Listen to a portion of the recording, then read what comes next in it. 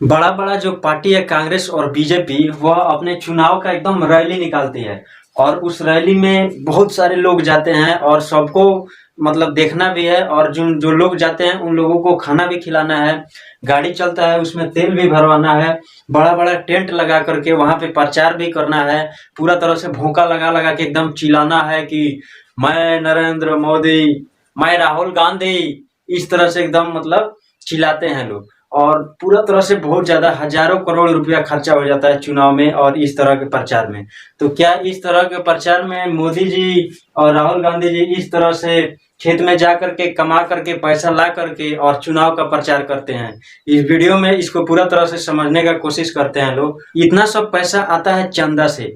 जितने भी बड़े बड़ा राजनीति पार्टी है उन सबको, जो भी बड़े बड़े बिजनेसमैन है, बड़े बड़े उद्योगपति हैं, वह सब ले जा करके बड़े बड़े राजनीति पार्टी को चंदा देते हैं लोग। जैसे इनको देना होगा मुकेश अंबानी जी को, तो यह जा करके पैसा लेकर जाएंगे और बीजेपी को या फिर कांग्रेस को दे देंगे। पहले 2018 से पहले ऐसा था। ये नहीं कि आज से ये राजनीति पार्टी को चंदा मिल रहा है, यह सब पहले से ही था।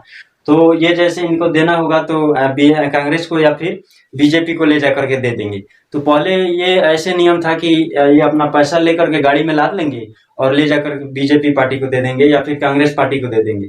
तो इस तरह से मतलब कि जो पैसा दिया जाता था उसमें मतलब कालाबाजारी हो जाता था, टैक्स भी नहीं वसूला जाता था। तो यह समस्या था। और कोई भी पैसा देगा किसी भी पार्टी को तो वह पैसा किस लिए दे रहा है? अपने निजी स्वार्थ के लिए, अपने बिना फायदा के कोई तो देगा नहीं। क्योंकि हम लोग जैसे हैं, हम लोग जो गरीब आदमी है, खाने पीने में अपना लगा है, कमाने धमाने में लगा है, वह कहाँ से राजनीतिक पार्टी को पैसा देगा?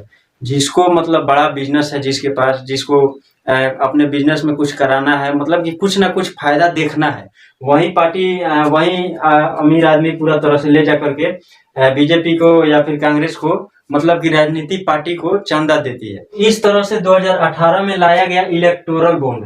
मतलब ये एक पेपर जैसा एसबीआई से मिलेगा। इसमें नियम लगाया गया कि एसबीआई बैंक में जिसको भी मतलब राजनीतिक पार्टी को पैसा देना है वह जाएगा एसबीआई बैंक में जाएगा। जैसे देना होगा अगर इनको मुकेश अंबानी जी को देना है तो ये जाएंगे सीधे एसबीआई बैंक में। और एसबीआई बैंक में जा करके और कैश पैसा लेकर के नहीं जाना है, इनके अकाउंट में पहले से पैसा होगा, उसी पैसा में से कटेगा। ये बोल देंगे कि जैसे मुझे 20 करोड़ का बॉन्ड चाहिए, तो एसबीआई बैंक इनको 20 करोड़ का बॉन्ड दे देगी, इस तरह का पेपर।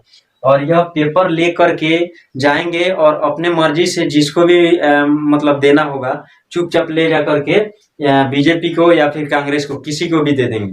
तो दे देने के बाद तो एसबीआई को तो पूरा तरह से पता है कि मुकेश अंबानी जी आए थे हमारे पास इलेक्टोरल बॉन्ड लेने के लिए, 10 करोड़ का इलेक्टोरल बॉन्ड लिए हैं।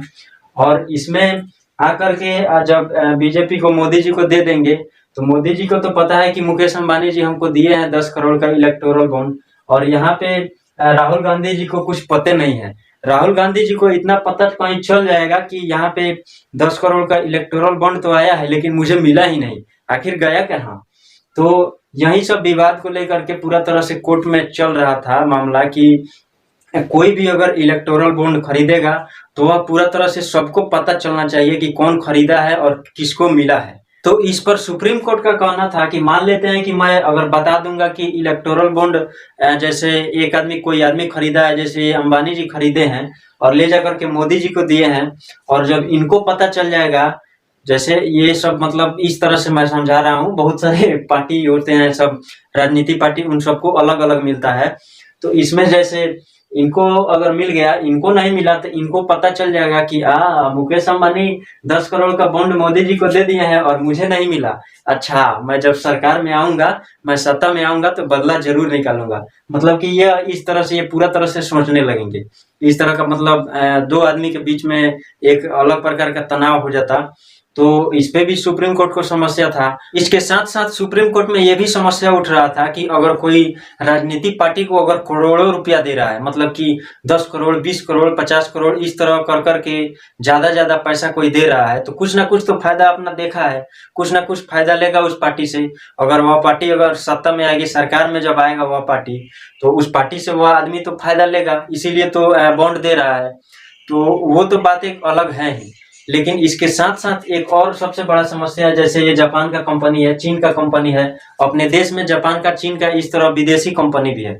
तो अगर वह कंपनी अगर दे रही है किसी भी राजनीतिक पार्टी को चंदा, तो वह चंदा जब दे रही है तो कुछ ना कुछ तो उस पार्टी से फायदा लेगी अपने कंपनी के लिए, या फिर जैसे भी हो कुछ ना कुछ तो फायदा लेगी।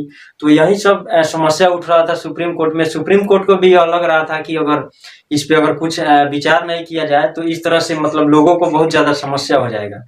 और जो पैसा देने वाले लोग हैं, राजनीतिक पार्टी को जो फंड लोग देते हैं, वह पूरा तरह से लोगों के ऊपर दबाव बनाएंगे, अपना फायदा मतलब पूरा तरह से उठाएंगे, जिससे लोगों को नुकसान होगा। इसको अगर आप देखेंगे कि किस किस पार्टी को कितना कितना फंड मिला है, तो इसमें यहाँ पे बीजेपी को मिला है 2018 से लेकर के 2019 के बीच में 1450 करोड़, और कांग्रेस को मिला है 383 करोड़। इसके साथ साथ 2019 से लेकर के 2020 में बीजेपी को मिला है 2500 करोड़ रुपया, 2555 करोड़ रुपया मिला है, और यहीं पे कांग्रेस को मिला है 318 करोड़। उसके बाद यहाँ पे 2020 से 21 में बहुत कम है। 2022 से 2023 के बीच में यहाँ पे बीजेपी को मिला है 1300 करोड़, और कांग्रेस पार्टी को मिला है 171 करोड़।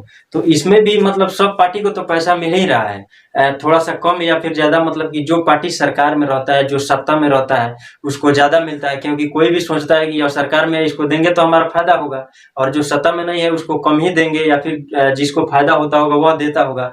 तो इस तरह से कांग्रेस और बीजेपी दोनों को मिला है, और सारे पार्टी को भी मिला है। तो सुप्रीम कोर्ट ने इन सब चीजों को देख करके एसबीआई बैंक से बोल दी कि जितना भी इलेक्टोरल बॉन्ड जितना भी खरीदा गया है, और जितने भी लोग खरीदे हैं और किस किस को दिया गया है, यह जानकारी पूरा तरह से आप चुनाव आयोग को दे दीजिए, और पूरा तरह से यह पूरा लिस्ट जो भी है, जितना भी लोग इस फंड को खरीदे हैं और राजनीतिक पार्टी को दिए हैं, तो वह लिस्ट पूरा तरह से जारी कर दिया जाए कि सारा लोग मतलब सारा पब्लिक देखे कि कौन कौन आदमी, कौन कौन से बड़े बड़े आदमी किसको कितना कितना फंड दिए हैं। तो इन्हीं चीजों को पूरा तरह से सुप्रीम कोर्ट ने पूरा छितार करके फैसला कर दिया है। हालांकि यह एक बहुत अच्छा फैसला है। तो आई होप आप इन चीजों को समझ चुके होंगे कि इलेक्टोरल बॉन्ड क्या है और सुप्रीम कोर्ट ने किस तरह से क्या फैसला सुनाया है। इस वीडियो को खूब शेयर करिए और चैनल को जरूर सब्सक्राइब करिए और वीडियो को लाइक करिए। मिलते हैं लोग अगले वीडियो में, तब तक के लिए जय हिंद, जय भारत।